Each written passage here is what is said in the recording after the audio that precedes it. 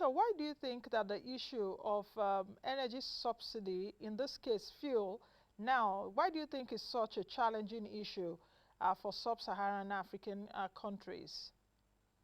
That's been going on for many years. Why do you think that this continues to be a very sticky issue?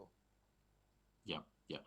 Well, particularly for some countries, again, Nigeria, for instance, if we take the amount that the government spends on fuel subsidies, it is 1/4 of the total revenues. So this is just to give an idea. Again, I know you are very familiar with these proportions, but these proportions have largely increased in past years on, I'd say, two main drivers. The first one is the demographic. Um, Fortunately, African countries are growing, have a positive dividend when it comes to demographic, but that also brings more consumption on the one side. On the other side, this pressure, particularly from costs and from the devaluation of currencies or the real, let's say, fair values of currencies, have also an impact. So the state has and governments have mitigated these effects.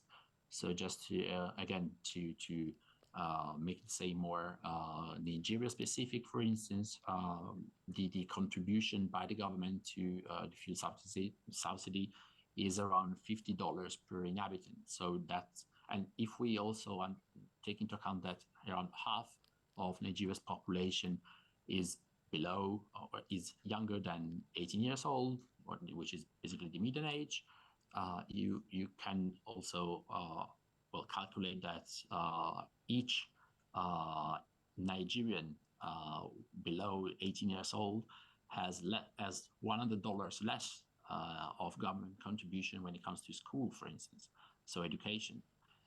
Of course, the direction that these cut subsidies will take. So, I mean, they are not spending more on subsidies, so they can spend more on health and education. So, if these subsidies are redirected in these directions, the effect is not as long term as one could expect, and the benefits will bear their fruits soon.